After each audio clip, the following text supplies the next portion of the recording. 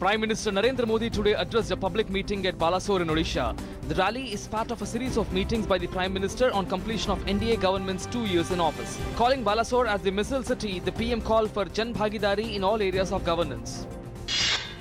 Prime Minister Narendra Modi released the country's first ever national disaster management plan in New Delhi. It aims to make India disaster resilient and significantly reduce loss to life and property. Finance Minister Arun Jaitley delivered a lecture at the Osaka University in Osaka, Japan today. He will also participate and address the Make in India Investment Promotion Seminar. Yesterday, while addressing the top CEOs of Japanese companies, Finance Minister said the coming years will see even better numbers, improved ease of doing business and higher purchasing power. A special sit court in Ahmedabad has pronounced its verdict in connection with the 2002 post-Godhra riots case of Gulberg Society, in which 69 persons, including former Congress MP Ehsan Jafri, were killed. While the court has convicted 24 accused, 36 have been acquitted. Key accused in the Sivan journalist murder case surrenders before Patna court today and has been sent to 14 days judicial custody. The accused, Ladan Mian, is prime accused in the murder of the journalist Rajdev Ranjan, working as bureau chief for a national Hindi daily. Union Minister for Road Transport and Highways Nitin Gadkari to issue a notification making it mandatory for all public transport buses to have emergency buttons, CCTV cameras and vehicle tracking devices to ensure the safety of women commuters across the country.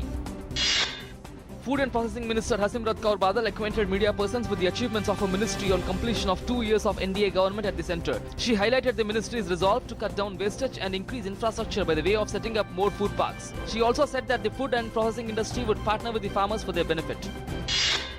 Vice President Hamid Ansari is scheduled to visit Tunisia today on his tour to Morocco and Tunisia. Ansari will hold discussions with Tunisian President on a wide range of issues of shared common interests. This is the first visit by an Indian Vice President in 50 years to the two nations. In Somalia, suspected Al-Shabaab gunmen killed 15 people, including 2 parliamentarians, in a suicide car bomb crash outside a hotel frequented by lawmakers in the capital Mogadishu. The siege began when attackers detonated a car packed with explosives at the gates of the building. The attack was followed by gunfire. At least 40 other people were injured in the attack. 2 people were shot dead at the University of California's Los Angeles campus, prompting a lockdown of the massive facility as police searched for a possible shooter.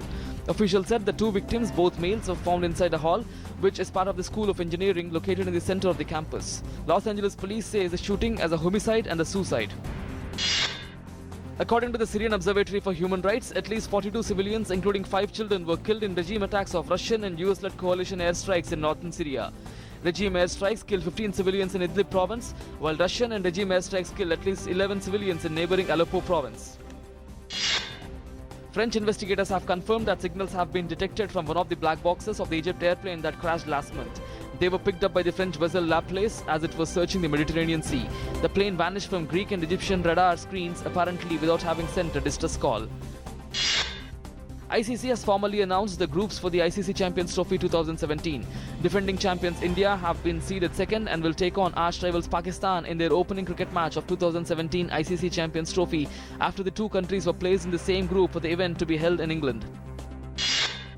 Second seed Andy Murray booked a French Open semi-final showdown with defending champion Stan Wawrinka after defeating 9th seed Richard Gasquet.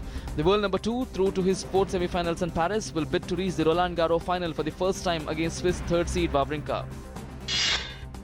The world's longest and deepest rail tunnel officially inaugurated in Switzerland after almost 2 decades of construction work.